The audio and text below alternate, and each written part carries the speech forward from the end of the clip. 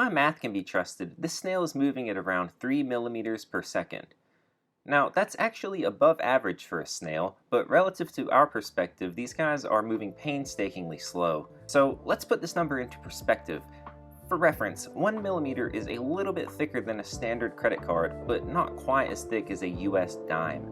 It's about the same length as a flea or a mustard seed. So now that we know that, let's break down just exactly how slow this snail is moving.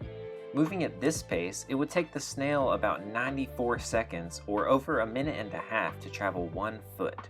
To go 100 feet, it would take this snail 9,500 seconds or over 2.5 hours, a distance that would take humans less than a minute to travel at a leisurely pace.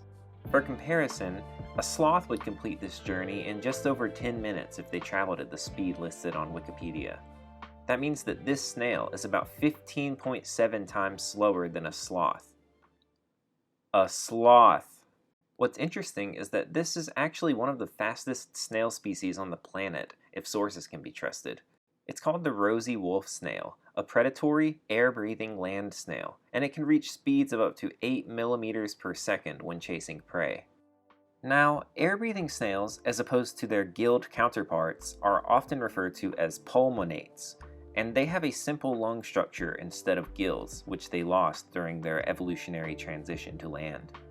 This snail species is native to the southeastern United States, and it preys on slugs and other snails, ingesting them whole or sucking them completely out of their shells.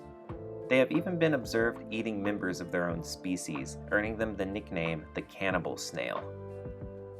Because of their proclivity for eating other snails, in 1955, somebody thought it would be a brilliant idea to release a population of Rosy Wolf snails onto the island of Hawaii in order to quell their growing invasive snail problem. Their rationale was that the Rosy Wolf Snail would come over and eat up all of the invasive African land snails that were decimating the Hawaiian ecosystem. This turned out to be an absolute catastrophe, to put it lightly. Not only did the Rosy Wolf Snail fail to eliminate the African land snail, but it failed to reduce their numbers at all. You see, the people that came up with this brilliant idea failed to take into consideration the fact that there are other native land snails in Hawaii. And for whatever reason, the Rosy Wolf Snail prefers the taste of these other land snails over that of the African snail.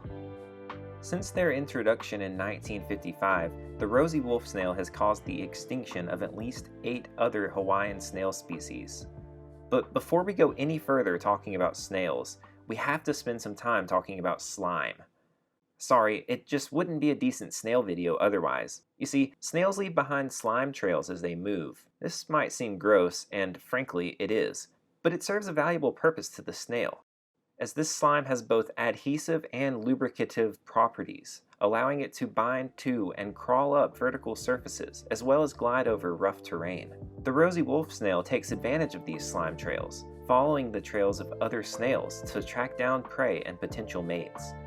In fact, according to a 2003 study, 80% of their time is spent following these slime trails. I guess they spend the other 20% of their time crawling along tape measures left conveniently lying on the ground. Although we clocked this little dude strolling at 3 millimeters per second, according to the study I mentioned earlier, they are capable of moving up to 8 millimeters per second when in pursuit of prey, which the snail from my footage was not doing. This above-average snail speed, combined with their innate tracking abilities and their bodies being specialized for carnivory, make this one of the deadliest snail species on the planet, from the viewpoint of other snails, at least.